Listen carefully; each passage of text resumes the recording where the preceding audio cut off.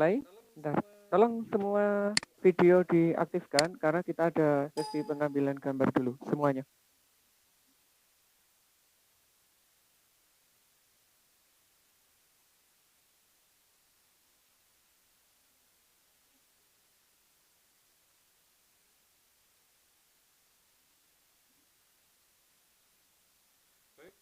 Baik, bismillahirrahmanirrahim. Kita mulai. Assalamualaikum warahmatullahi wabarakatuh. Waalaikumsalam warahmatullahi wabarakatuh. Bagaimana kabarnya untuk hari ini? Apakah sehat semuanya? Sehat ya?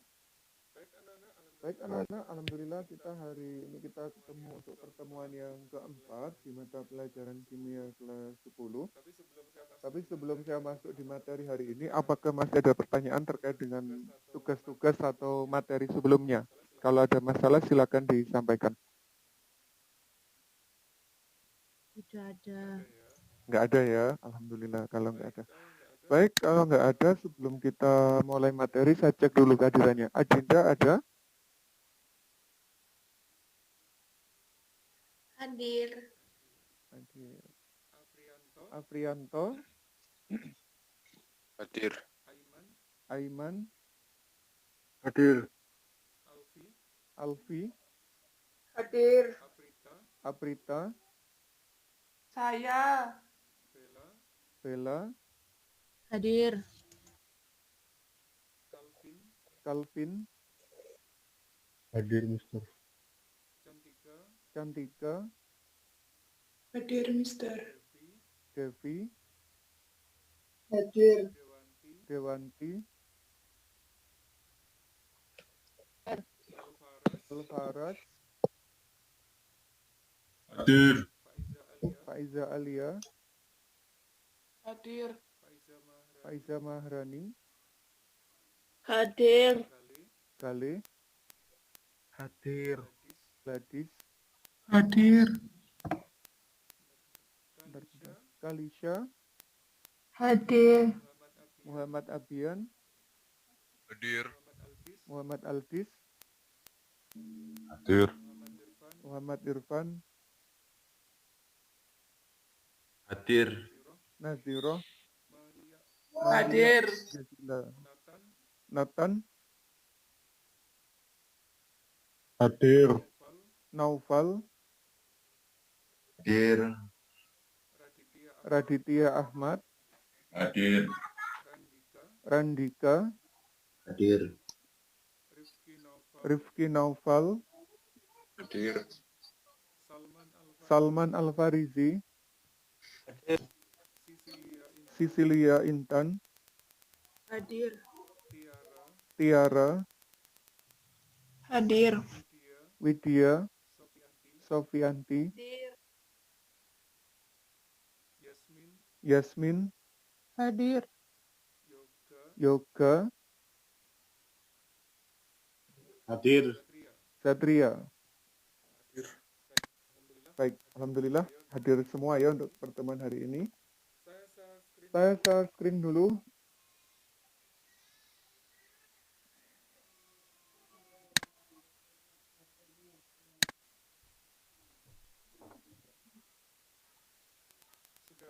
Sudah tampil di anak-anak?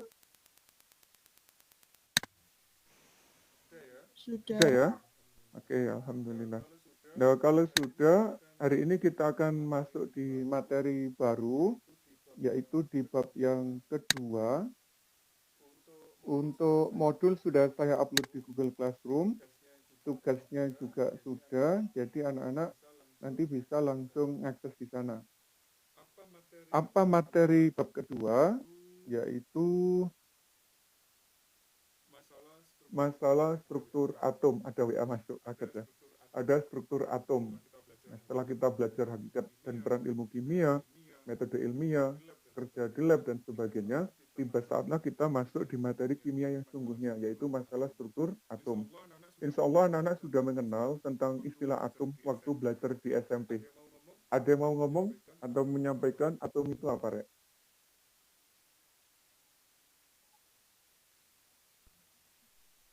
Bagian terkecil dalam sebuah molekul. Bagian terkecil dari suatu molekul. Luar biasa. Terima kasih. Ada yang menyempurnakan mungkin? Bagus. Ada yang menyempurnakan lagi mungkin? Kecenderungan bentuk molekul apa dalam bentuk unsur? Kalau atom itu. Kecenderungannya lebih pada unsur. Jadi atom itu adalah bagian kecil dari suatu unsur. Dan nanti sifat atom dan sifat unsurnya itu sama. Jadi, misalkan kita punya perhiasan yang terbuat dari emas. Emas yang dijadikan perhiasan itu berupa lempengan emas. Di dalam lempengan emas itu kalau kita pecah-pecah, nanti ada atom emas. Nah, sifat antara lempengan emas dan atom emas itu adalah sama. Jadi, sifat antara unsur dan atom selalu sama. Gitu ya. Agar kita lebih paham, lebih detail apa maksud struktur atom, kita masuk aja di bab yang kedua. Nah, ini ada 3 materi utama yang dipelajari di bab ini, yaitu ada partikel dasar penyusun atom, ada nomor atom, nomor massa, isotop, isobar, isoton, dan perkembangan teori atom. Insya Allah hari ini kita selesaikan yang A dan B, karena ini sangat mudah. Sedangkan ini butuh 1 pertemuan lagi ke depan, gitu ya. Jadi kita bertahap untuk mempelajarinya. Siap ya? Kita masuk bagian pertama yaitu partikel dasar penyusun atom. Nah tadi atom itu dikatakan sebagai bagian terkecil dari suatu unsur. Akan tetapi kalau atom itu dipelajari lebih dalam, ternyata dia juga masih memiliki bagian-bagian lagi di dalamnya yang dikenal sebagai partikel penyusun atom.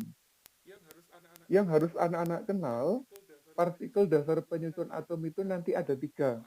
Apa aja? Ada elektron, ada proton, ada neutron. Nah, gambar atom ini menurut teorinya siapa ya? Kalau nggak salah ini sudah teori yang terbaru. Nanti gambar atom itu bentuknya seperti ini. Yang di luar, yang membentuk lingkaran besar ada ini gitu ya. Ini adalah simbol dari elektron. Sedangkan yang di tengah, yang bulat ini dikenal sebagai inti atom. Jadi ada awan elektron, ada inti atom.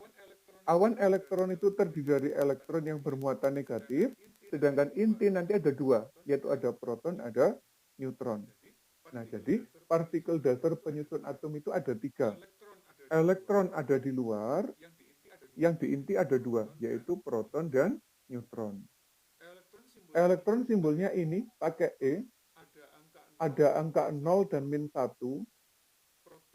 Proton simbolnya P, angka 1 dan 1. Neutron angkanya 1 dan 0 dengan simbol N.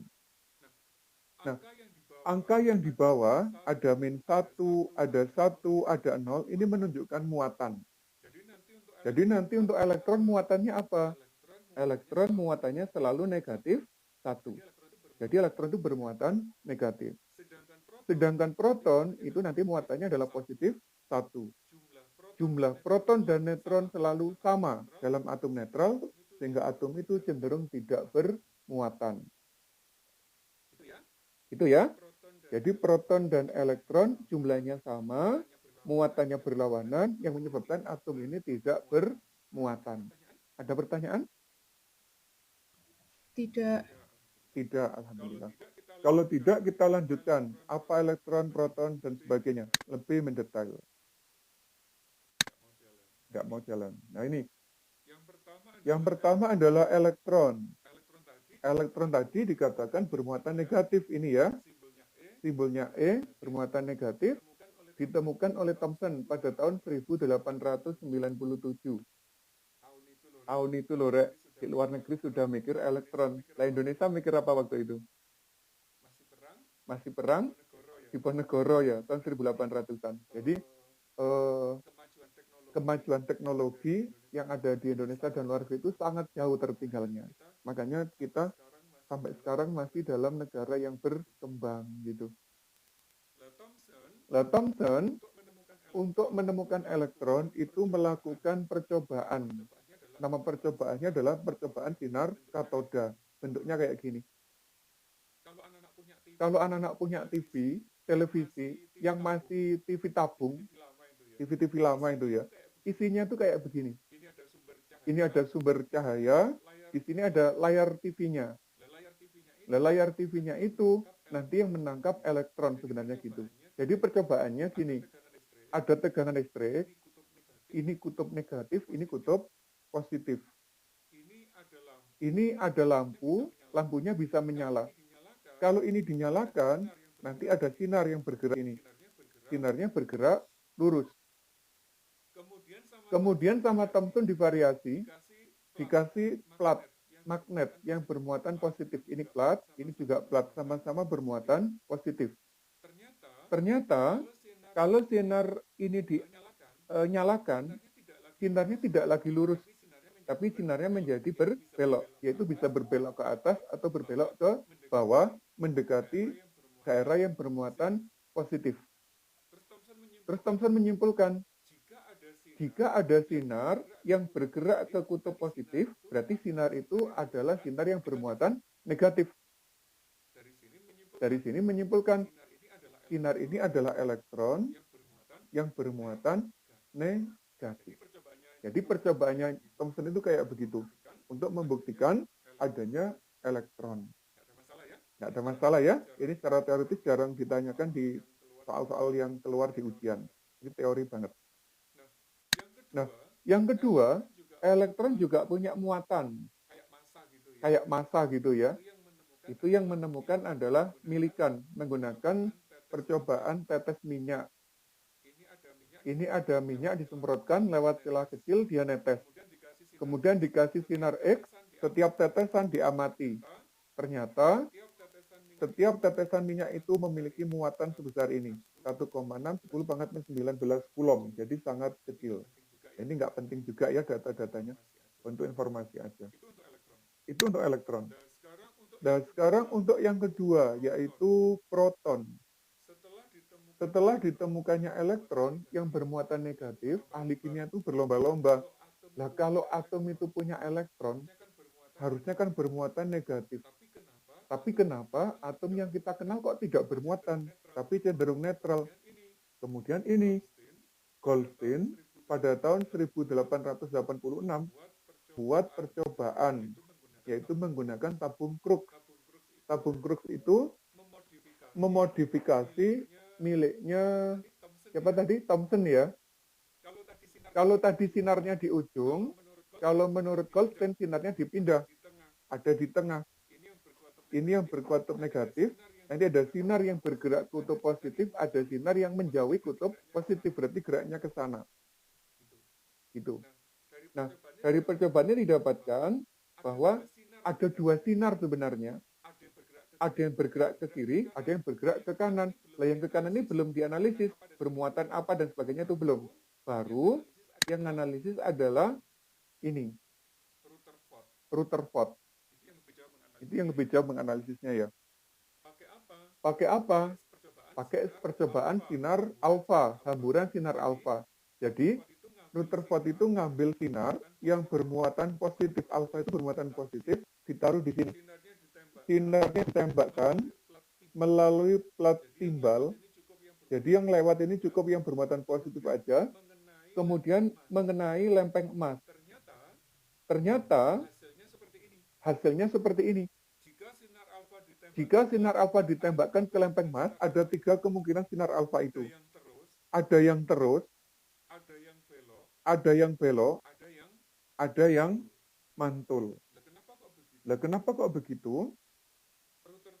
Rutherford menjelaskan sinar alfa itu adalah sinar yang positif. Kalau dikenakan ke suatu zat, dan zatnya itu meneruskan, berarti kemungkinan besar ada bagian yang tidak bermuatan, sehingga sinarnya terus. Bagaimana kalau sinarnya belok atau balik? Berarti sinar alfa itu mengenai sesuatu yang muatannya sama dengan muatan sinar alfa, yaitu yang bermuatan positif.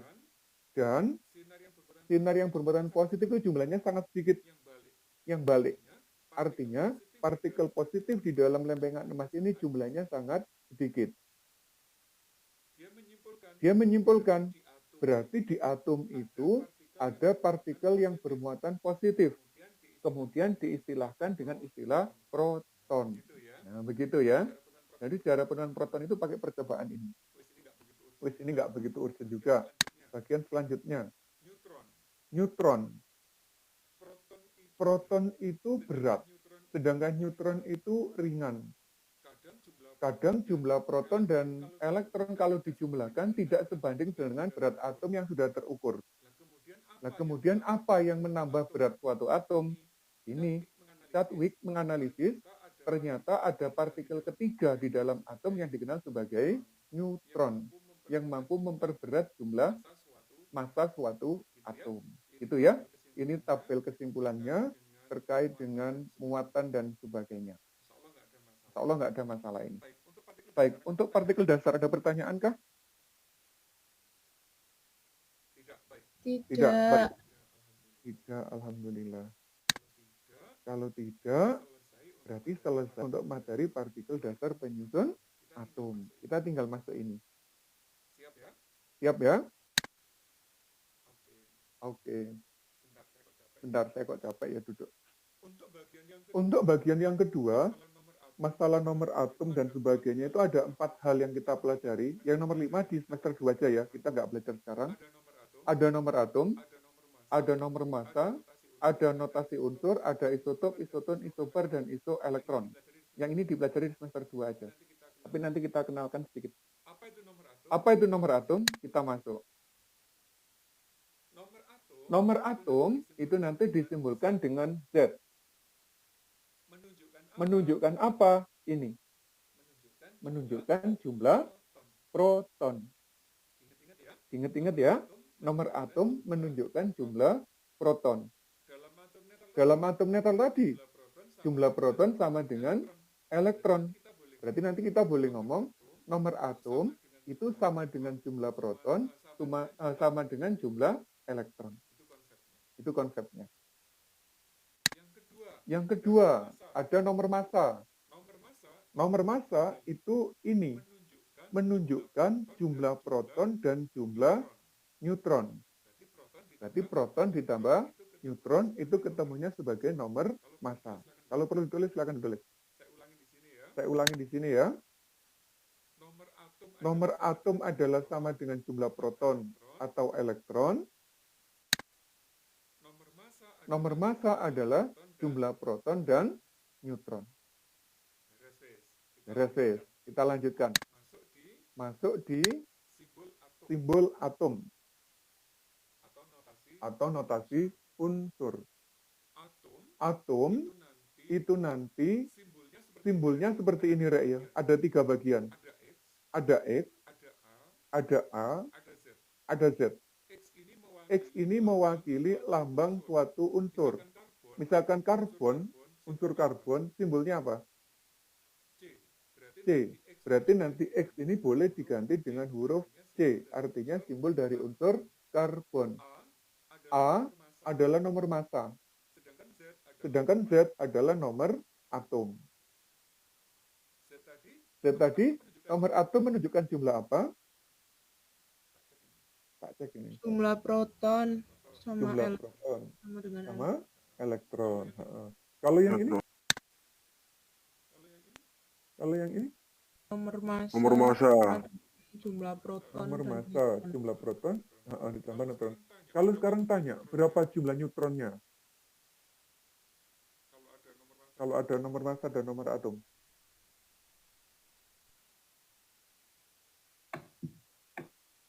Nomor massa dikurangi proton. Nomor massa dikurangi proton. Bagus, luar biasa. Nah, contoh soalnya ini ya. Ini adalah unsur fluorin. Unsur fluorin itu yang biasa ditaruh di pasta gigi dalam bentuk senyawa garam fluorida. Tujuannya adalah untuk memperkuat email gigi biar nggak gampang rusak. Itu unsur fluorin. Terbanyak ada di mana? Ada di daun sirih. Ada di daun, di biji pinang. Tahu pinang ya? Itu paling banyak mengandung fluoride. Nah, fluoride itu sangat bagus untuk memperbaiki gigi kita. Simbolnya ini F, Masanya 11, nomor atomnya 9. Kalau kita tanya, berapa protonnya?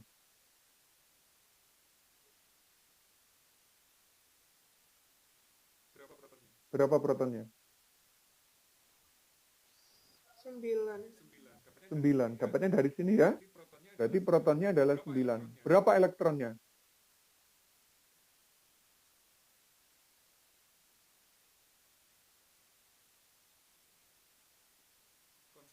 Konsepnya tadi, proton sama dengan elektron. Kalau protonnya 9, berarti elektronnya berapa? 9. 9 juga. Berarti berapa neutronnya sekarang? 10. 10. Dapat dari mana 10? Nomor 9. massa dikurangi nomor atom. Begitu ya? Paham ya maksudnya ya? Jadi nanti anak-anak, tugas hari ini, anak-anak membuat simbol atom. Atomnya saya tentukan, tidak banyak ya. Sekitar berapa itu? 5 atau 8 soal yang kemarin. Saya lupa itu. Menulis ini. Jadi simbolnya, simbol, angka-angka. Nggak boleh ditukar ya posisinya ya. Yang atas nomor massa, yang bawah adalah nomor atom. Gitu. Kemudian tentukan jumlah proton, elektron, dan neutronnya. Itu nanti silakan diambil di Google Classroom. Masih ada pertanyaan terkait dengan notasi unsur? Tidak. Tidak, alhamdulillah. Tidak. Lanjut.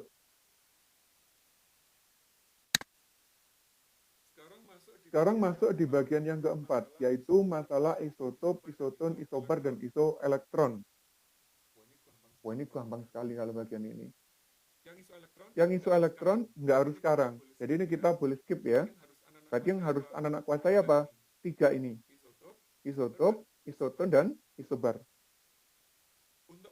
Untuk memahaminya, langsung lihat contohnya ini aja. Isotop itu cirinya apa? Kalau kita amati di sini.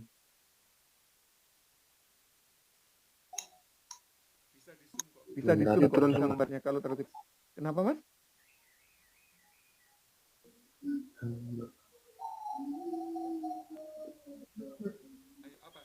Ayo, apa cirinya dari isotop itu? Nomor atomnya sama. Nomor atomnya sama. Itu adalah ciri yang pertama. Ciri yang kedua apa? Jenis atomnya sama. Jenis atomnya sama. Bagus, luar biasa. Itu adalah ciri dari suatu isotop. Jadi, isotop itu adalah atom. Kalau atom berarti pasti nomor atomnya sama ya. Yang nomor massanya berbeda. Nah, itu namanya isotop. Jadi kalau kita boleh ngomong, setiap yang nomor atomnya sama dan atomnya sama pasti dikenal sebagai isotop. Nah, nitrogen itu adalah unsur yang paling stabil di alam semesta. Jumlahnya hampir 78%. Isotopnya ada 3. Nitrogen 13, nitrogen 14, dan nitrogen 15. Nanti yang terbanyak ini. Nitrogen 14. Gitu. Yang kedua, ada konsep isoton. Ayo, kalau kita amati, apa yang sama di antara dua simbol unsur ini? Nomor atomnya beda ya. Nomor massanya? Beda. Betul. Bagaimana neutronnya? 39 dikurangi 19, 20. 40 dikurangi 20 juga 20. Jadi, kalau neutronnya sama itu dikenal sebagai isoton. Dapat konsepnya ya? Yang ketiga, ada isobar. Apa isobar itu? Kalau kita amati, ini atomnya berbeda. Nomor atomnya juga berbeda. Yang sama apanya? Nomor massa. Jadi kalau nomor massanya sama dikenal sebagai isobar. Ada pertanyaan? Silakan.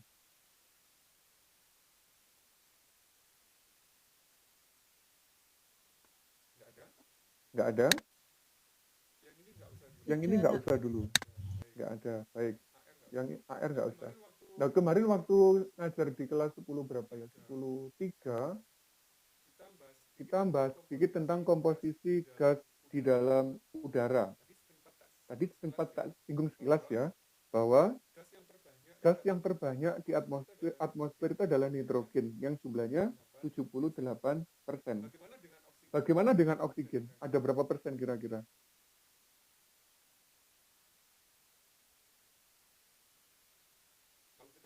Kalau kita belajar IPS di kelas berapa ya? Kelas 7 atau kelas 8, masalah atmosfer, itu kita bahas komponen gas. Di sana juga disampaikan persentase oksigen itu adalah sekitar 18%. Nah sekarang misalkan ya, tiba-tiba jumlah oksigen di atmosfer itu bertambah menjadi 20%. Apa yang terjadi kira-kira? Tidak seimbang. Kenapa mas? Mungkin tidak seimbang. Terus apa dampaknya kalau nggak seimbang itu? Oksigen itu untuk apa sih sebenarnya gasnya?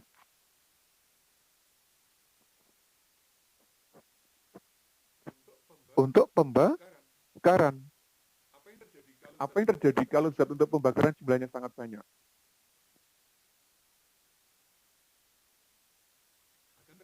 Akan terjadi kebakaran di mana-mana. Itu naik 2% loh ya. Oksigen naik 2%, itu bisa menyebabkan kebakaran terjadi di seluruh permukaan bumi. Akibatnya, suhu bumi akan menjadi lebih tinggi. Gas CO2-nya banyak. Itu bisa menimbulkan kematian manusia, hewan, dan tumbuhan dalam jumlah yang sangat banyak. Mengerikan sekali. Nah, bagaimana kalau turun kadarnya? Tidak naik tapi turun. Misalkan dari 18 turun menjadi 16 atau 15%. Apa yang terjadi?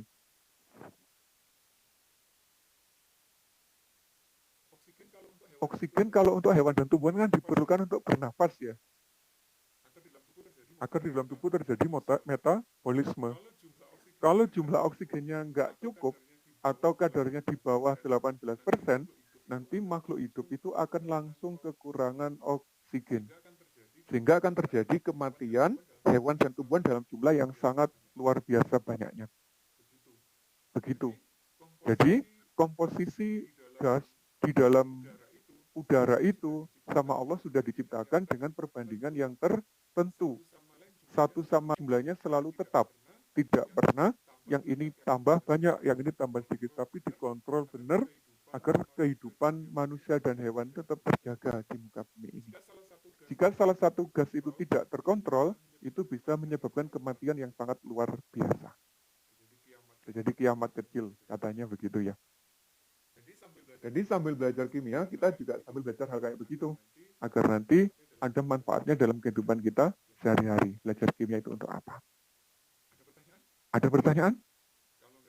Kalau nggak ada pertanyaan, insya Allah selesai untuk materi hari ini. Karena kita masih sampai di tahapan isotop, isoton, dan isobar. Belum bagian selanjutnya. Kalau yang bagian C ini, kita perlu waktu. Ini butuh 1 atau 2 pertemuan. Terutama yang di bagian konfigurasi elektron ini. Ada pertanyaan? Silakan. Tidak. Tidak. Cukup? Cukup. Baik, kalau cukup, berarti hari ini pertemuannya selesai. Nanti minta tolong ya untuk bentar. Nanti minta tolong segera akses Google Classroom-nya, anak-anak ambil modulnya, kemudian download tugasnya, langsung kerjakan di kertas itu juga. Terus di-upload juga di kertas itu. Boleh dalam bentuk Word, boleh dalam bentuk PDF. Tetap jaga kesehatannya. Kita ketemu lagi insya Allah minggu depan. Assalamualaikum warahmatullahi wabarakatuh.